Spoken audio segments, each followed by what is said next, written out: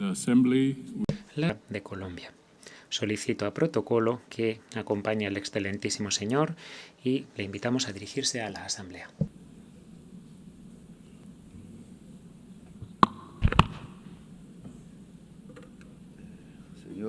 Señor presidente de la Asamblea, este es mi último discurso como presidente aquí, ya es el cuarto. En el primero anuncié a la Asamblea que era muy posible que estallara un conflicto al lado de Ucrania en Palestina. Pedí que se hiciera una conferencia de paz. Los que no tenemos bombas ni grandes presupuestos no somos escuchados aquí, pero 4 años después, ya hoy, lo dantesco de la situación de Palestina no me llevó a pensar que lo mismo o casi lo mismo podría ocurrir en el Caribe colombiano cuando tiran misiles a personas jóvenes desarmadas en el mar. Y entonces ahora estamos ante una situación diferente. El diálogo e imponer y lanzar misiles asesinos sobre jóvenes pobres en el Caribe. La política antidrogas no es para detener la cocaína que llega a los Estados Unidos. La política antidrogas es para dominar los pueblos del sur en general. No mira la droga, mira el poder y la dominación. Por eso hablo ante ustedes como un presidente desertificado por el mismo presidente Trump, sin que él tuviera ningún derecho a hacerlo, ni humano, ni divino y sin razón mental. Guiados a esquifos, hacen la política antidrogas desde Washington, Estados Unidos. No sé si Trump sepa que su política exterior hacia Colombia, Venezuela y el Caribe es asesorada por colombianos que son aliados políticos de la mafia de la cocaína. Yo mismo denuncié con nombre propio a estos políticos del paramilitarismo narcotraficante. Con nombre propio por una década en el Congreso de la República siendo senador. Y me quisieron matar muchas veces por ello, y quisieran que no fuera presidente y me callara y me silenciara, y ahora quieren que no continúe un nuevo gobierno progresista, y por eso me desertifican casi que personalmente y calumnian a Colombia. En Colombia se ha incautado la más alta cantidad de cocaína de toda la historia del mundo, y lo hizo este gobierno. Y me desertifican. En Colombia hemos logrado detener el crecimiento de la tasa de crecimiento de los cultivos de hoja de coca, que venía de 43% anual en el gobierno de Duque, y lo he bajado en este año a 3%, y no desertificaron a Duque, que tenía un financiador narcotraficante en su campaña, y sí a Petro, porque dice cosas y verdades.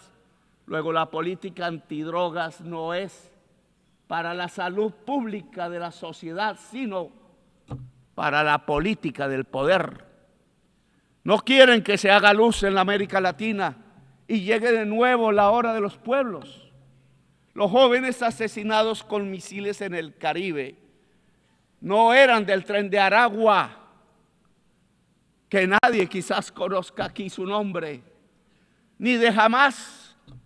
Eran caribeños, posiblemente colombianos, y si fueron colombianos, con el perdón de quienes dominan las Naciones Unidas, debe abrirse proceso penal contra esos funcionarios que son de los Estados Unidos. Presidente Trump, que permitió los disparos de los misiles contra los jóvenes que simplemente querían escapar de la pobreza. Jóvenes en una lancha, si tuvieran un cargamento ilícito, no eran narcotraficantes, eran simples jóvenes pobres de la América Latina que no tienen otra opción.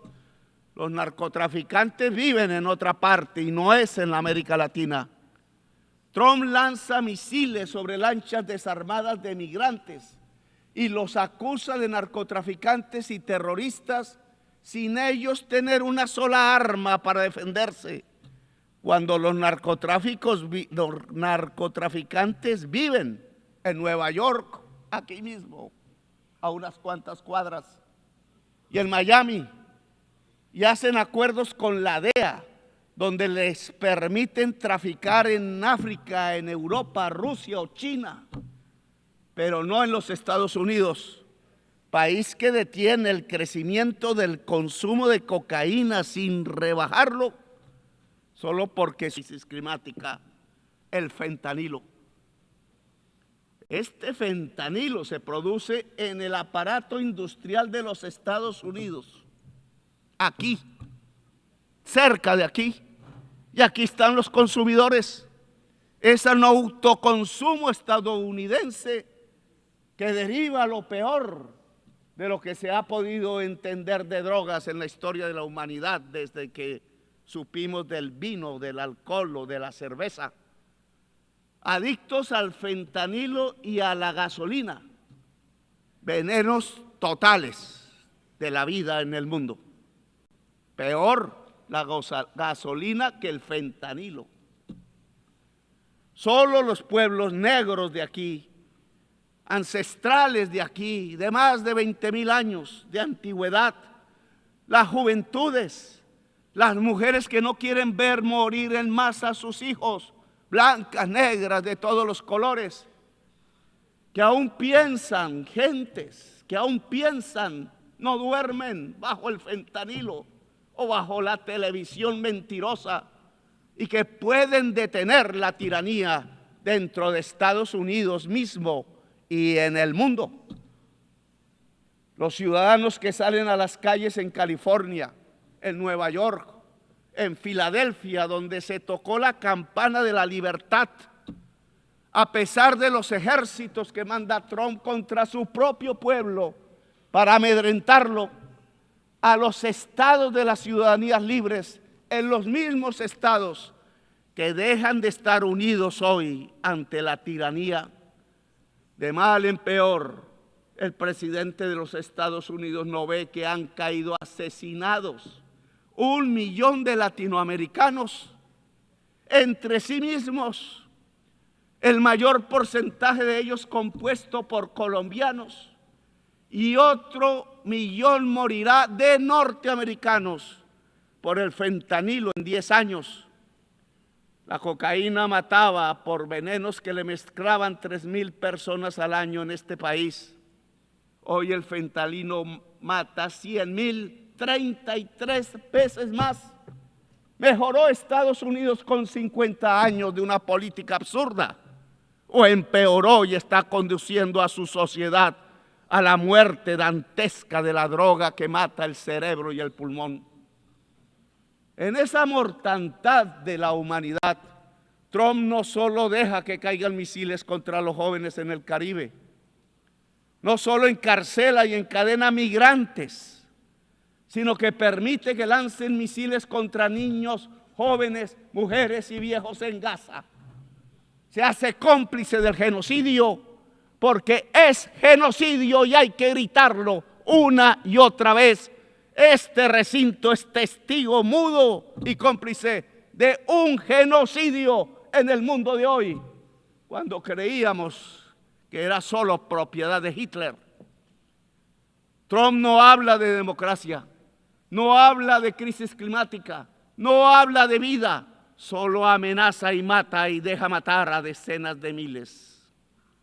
En cambio, en mi gobierno, en Colombia, no hemos aumentado la tasa de homicidio. Tenemos la tasa de desempleo más baja del siglo en el país. Tenemos la tasa de pobreza más baja del siglo en nuestras estadísticas. E impulsamos nuestra agricultura a 10% anual real y nuestra industria al 5% anual. Y llegaron turistas como nunca por millones a mirar nuestra enorme belleza, el país de la belleza y de la diversidad natural y humana y cultural. Y buscamos paz hablando con narcos y rebeldes No me da pena hablar siempre para salvar vidas, poniendo por principio la erradicación total de las economías ilícitas y la erradicación de los cultivos de hoja de coca por voluntad misma de los campesinos que están cansados de la violencia. No nos dejamos sobornar de los narcos, como sí sucedió en gobiernos pasados de Colombia. Y ya llevamos 25,000 hectáreas erradicadas voluntariamente. Tenemos éxito en nuestra política nueva, que no es de drogas, es antinarcotraficante, que es diferente. Le agradecemos a los países que nos han ayudado a sembrar paz: Qatar, Cuba, México, el Estado del Vaticano, Noruega, Brasil y Venezuela. No le agradecemos a los que nos quieren llevar a la guerra entre nosotros mismos. Escuchen, señoras y señores del mundo, América Latina no es solo coca o terroristas o narcotraficantes. América Latina tiene potencialmente 1.400 gigas de capacidad anual de energía eléctrica limpia, basada en el agua, el viento y el sol. Y Estados Unidos en el norte, aquí, demanda todos los años 1.200 gigas de energía, que hoy son en un 70% fósiles, es decir, basadas en carbón, gas y petróleo. América Latina, si desarrolla su potencial de energía limpia, podrá limpiar toda la matriz de energía fósil de los Estados Unidos. Oigan eso. Solo falta el dinero y se produciría el mayor aporte a la superación de la crisis climática, hoy casi sin pasos adelante. Entre el potencial de energía limpia y la enorme esponja absorbente de la selva amazónica, América Latina sería la vanguardia humana que podría dar el primer paso cierto y contundente para salvar la vida del planeta y a la humanidad toda. Solo se necesitan 600,000 millones de dólares para desarrollar su potencial. Lo mismo puede hacer África con Europa. La suma de este aspecto de descarbonización fundamental nos daría 1.200.000 millones de dólares o 1.200 billones, como se habla en inglés. Estos dineros ya están en las arcas guardados en Estados Unidos, Europa y China, pero no se mueve ni un dólar. No es rentable, o peor aún, puede ser muy rentable en términos de vida humana, incluida la vida en Estados Unidos, Europa y China, pero no quieren interdepender de América Latina y África. Saben que unir la energía limpia de América Latina y África a las economías fósiles del norte no solo descarboniza el planeta, salva del colapso climático, sino que también cambia el poder mundial, el que aquí a veces habla, pero habla todos los días es con bombas y no con palabras. Lo vuelve. La descarbonización vuelve al poder una democracia global y cambia las relaciones de producción, porque aparece primero la vida y la humanidad como prioridad sobre la codicia. La codicia es el veneno de la vida, es una contradicción antagónica, como dijera alguna vez Mao, pero no pensando en patrones y obreros, sino entre la codicia y la vida misma del planeta Tierra. Según la ciencia, tenemos 10 años para caer en un punto de no retorno. 10 años. Y donde ya pasemos a ese punto, no se puede hacer nada.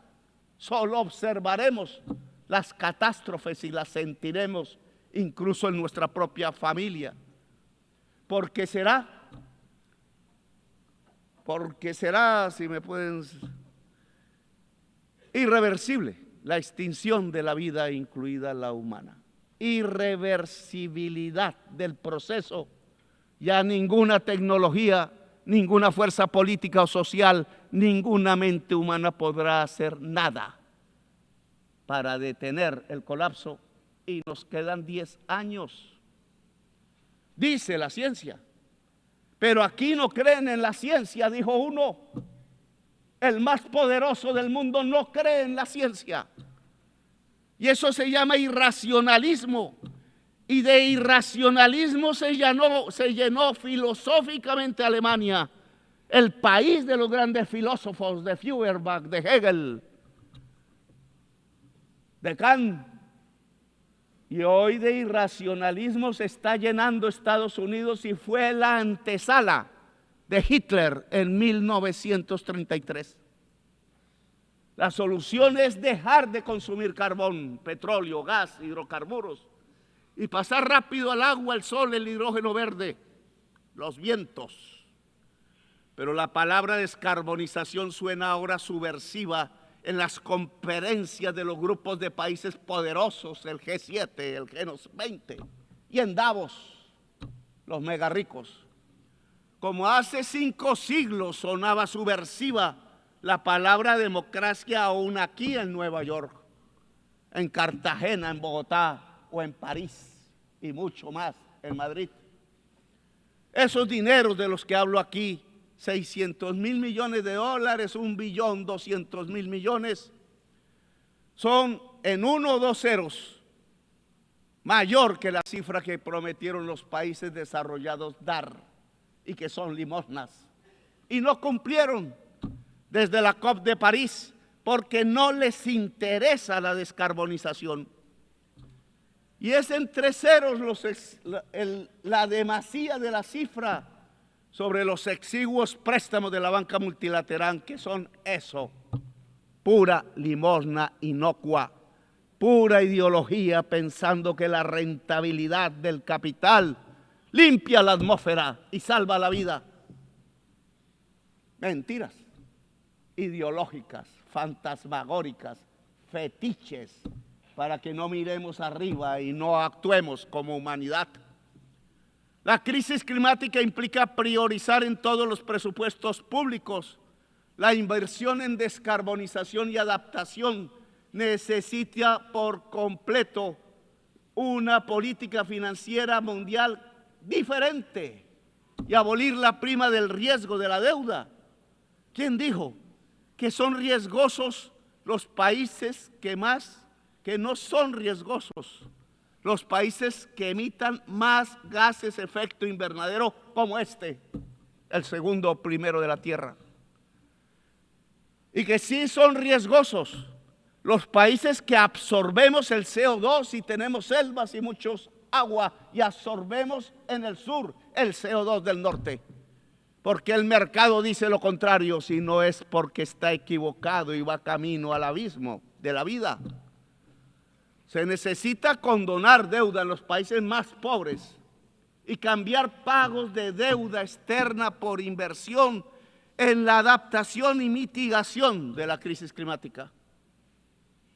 Sí, señores de la China y Alemania y Estados Unidos y Wall Street y París y la Bolsa de Londres, si ustedes quieren recoger los intereses de la deuda externa en nuestros países, encontrarán cementerios y muertos, y cuando vayan a recogerlo ustedes también serán cementerio y muertos. No sirve ese dinero en medio de los cadáveres. He aquí otra palabra subversiva: planificar, plan global. Se olvidó la palabra por el mercado. No se necesitaba planificar, dijeron, cuando planificar es de los seres humanos. Es anatema, tanta creencia religiosa y falsa se desató sobre el mercado. Creencia fundamentalista, pensando que llevaba el mercado a la felicidad. Dijo Walras, el suizo, economista, y el abismo, lo que lleva el mercado es no a la felicidad, sino a la muerte y el abismo como ya lo vemos hoy. Walras estaba equivocado, el neoliberalismo estaba equivocado desde el principio y llevamos 50 años guiando a nuestros países bajo fórmulas completamente erráticas y científicas y no las cambiamos. El plan debe ser vinculante a los estados nacionales, realizado en una democracia global, supervisado en su cumplimiento por el Consejo de Seguridad sin veto. Pues sepámoslo, el mercado no soluciona la crisis climática, sepámoslo de una vez, porque él mismo la produjo. Fue el capital, que es una relación humana desigual entre quien es el dueño de la máquina hambrienta de carbón y petróleo y el asalariado trabajador, hombre o mujer, que tiene que producir cada vez más cosas para que el patrón venda esas cosas hechas con la máquina del patrón que necesita cada vez más petróleo, lo que produjo la crisis climática, hacer más, vender más, ganar más, más y usar cada vez más entonces carbón, petróleo hasta nuestros días, pero no hasta la eternidad, porque ha llegado el petróleo y el carbón hasta su final, que quizás es el final del capital. Si no es del capital, será de la humanidad y de la vida entonces. El dueño del capital es un ser humano de poder y no es una cosa, no es un fetiche. Ese ser humano con su codicia, con su esclavitud total a la codicia, es el que buscará que aquí se apruebe, que se busque cada vez más petróleo, que en cada país se busque cada vez más petróleo, no importa el envenenamiento de la atmósfera con CO2, que es el envenenamiento de la vida toda del planeta. Taladrar, taladrar y taladrar, dicen sin piedad. Así que capital o vida, amigos y amigas, o codicia o vida, o barbarie o democracia local y global, o libertad o muerte, como decía Bolívar y enarbolaba esta su bandera roja, negra y también blanca. Libertad rojo, muerte negro, blanco paz posible. Es una revolución mundial de los pueblos lo que se necesita para superar positivamente la crisis climática y no dejarla llegar de crisis a colapso global. Es una revolución de los pueblos unidos, de las civilizaciones que tienen que dialogar más que los estados mismos. Es una revolución de la humanidad para seguir viva en el planeta y libre, quizás aliada a algunos gobiernos que quieran defender la vida. Hoy Naciones Unidas ve su crisis y la necesidad de su transformación. Aquí se reúnen estados-nación que ya no tienen poder, que por mucho que voten no se les hace caso, porque el Estado-nación ha llegado también a su decadencia y quizás final. Se inventó alguna vez hace unos siglos y ya no da más. Y ya no da más porque el mismo capital se volvió global, no estatal. El socialismo de Stalin debió de volverse global y no estatal, pero Stalin no tenía las entendederas para ello y creyó más en la tribu y condenó en Yalta una revolución mundial en España, en Italia, en Grecia y quizás hubiera sido América Latina y otros. La humanidad es el nuevo sujeto político que aparece, no el Estado-nación. Y por tanto, Naciones Unidas se tiene que volver y transformar en una humanidad unida, aunque diversa. Está apareciendo un nuevo sujeto político en la historia humana y es importante y me parece espectacular y es que superamos la idea del Estado-nación para convertirnos en humanidad. Pero esa humanidad, para que esté unida y sea única en la acción, tiene que tener democracia en todo el mundo, tiene que tener diálogo permanente en medio de la diversidad. Es la diferencia lo que nos impulsa la posibilidad de una coordinación eficaz de la acción a escala mundial. Humanidad que dialoga, sí. Humanidad civil, sí. Humanidad profundamente democrática, sí. Ojalá una humanidad de personas libres, que es su definición, su sinónimo, porque no puede haber humanidad esclava. La humanidad esclava no es humanidad, es bestia el que esclaviza, pone cadenas a migrantes, lanza misiles sobre jóvenes, acribilla con misiles niños y niñas en un poblado muy cerca donde nació Jesús. Esto ya no se resuelve con estados que hablan y no se resuelve con gobernantes sobornados por el petróleo y dispuestos a lanzar misiles a los pueblos del sur. Un nuevo sujeto político entonces aparece, la humanidad unida y diversa en sus culturas. Mientras el colapso se acerca y mientras las sociedades viejas y blancas de Europa y Estados Unidos siguen aplaudiendo a sus nuevos Hitlers de moda, no escuchan ni a sus jóvenes, ni a sus niños, ni a la humanidad, ni a las estrellas, ni a sus abuelos que murieron como héroes en los campos de Europa luchando de verdad contra Hitler y su idea criminal de una raza superior. Hoy hacen lo mismo que Hitler. Construyen campos de concentración para migrantes y aplauden las mayorías electorales y dicen que son de una raza inferior los migrantes y colectivizan culpas en ellos como hicieron con los judíos y los llaman terroristas e inferiores y ladrones, narcotraficantes todos, dicen.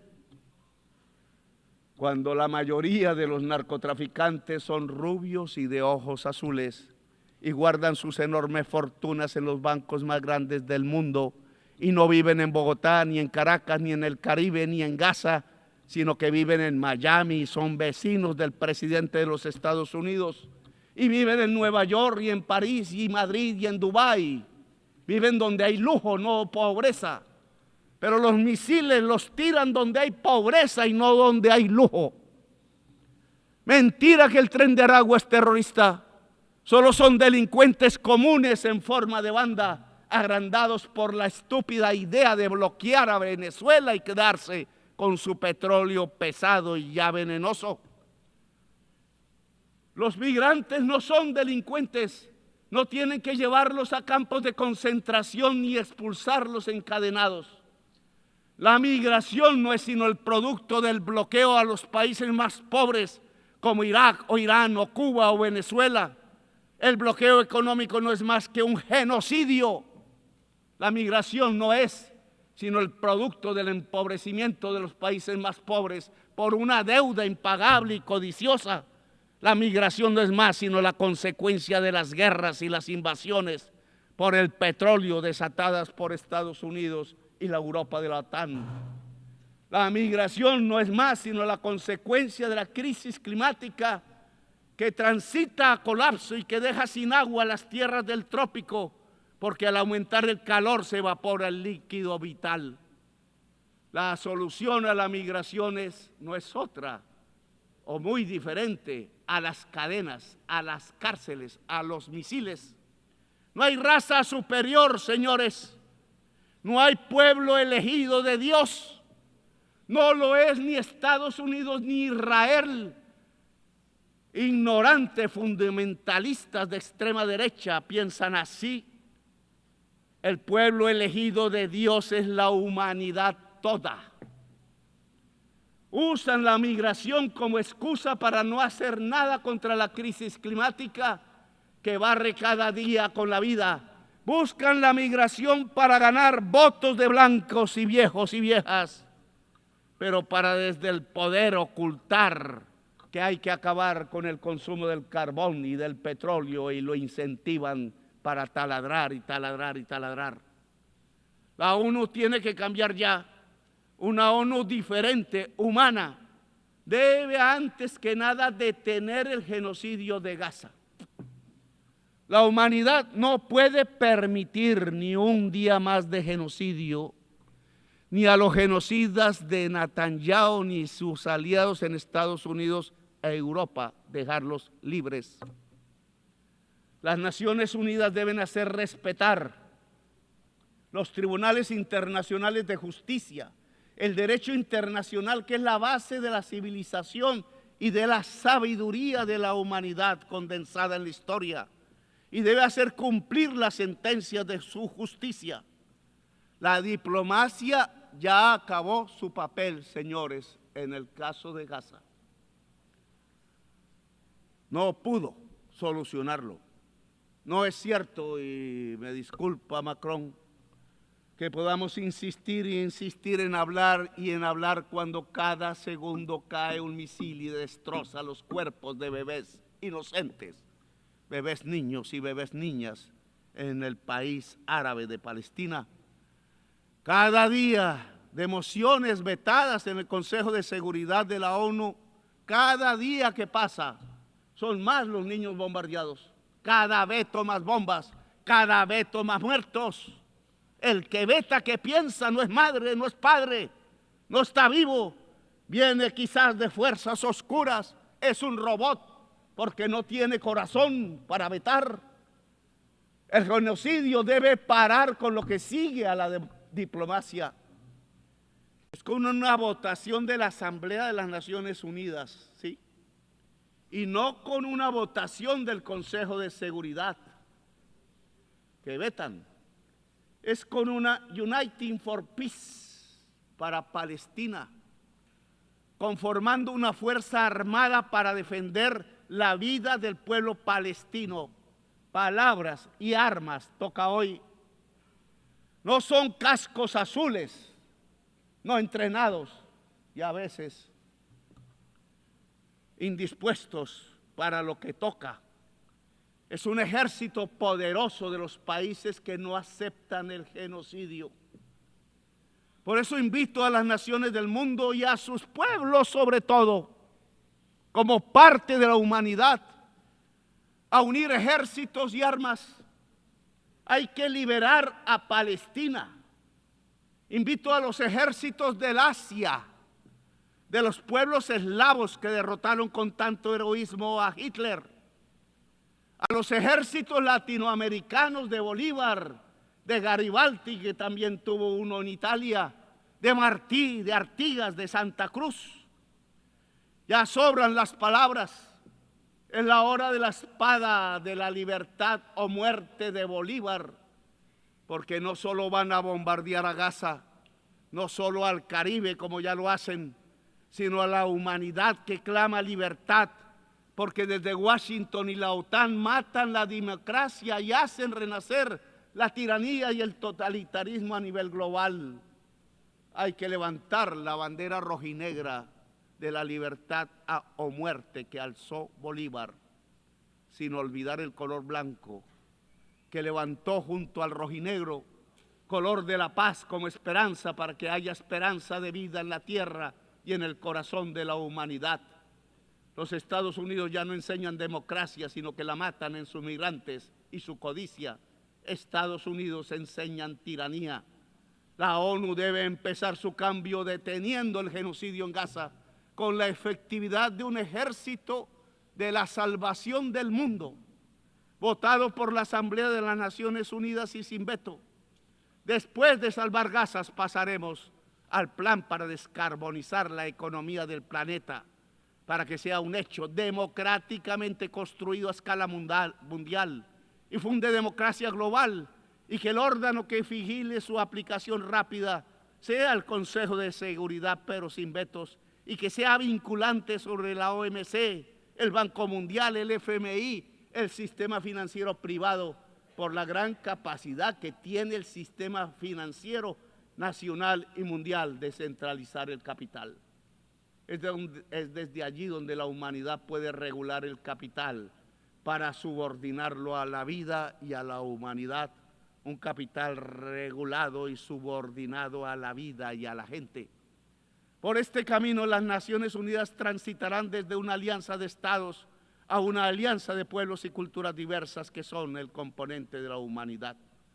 Si superamos la crisis climática, y solo lo haremos unidos como humanidad, lograremos también que las Naciones Unidas den el paso hacia una asamblea de los pueblos, buscando que cada persona sea libre en el planeta, buscando que los cerebros de cada persona alcancen su máximo potencial y se interconecten en el planeta, porque ese gran cerebro de la humanidad, como inteligencia poderosa, alumbrado por la ciencia cada vez más profunda, podrá no solo salvar la vida en el planeta, sino cumplir la misión de la humanidad, expandiendo la vida en las estrellas. Una humanidad unida y libre puede mirar las estrellas y alcanzarlas, tal como los romanos legionarios pensaron algún día antiguo, allí cuando se inventaron las palabras en latín ad astra. Ad astra, hasta las estrellas, siempre es la hora de la libertad o la muerte, y es real la muerte en misiles, pero también es real la libertad en el corazón humano y su capacidad de unión, de rebelión y de existencia. Gracias, muy amables.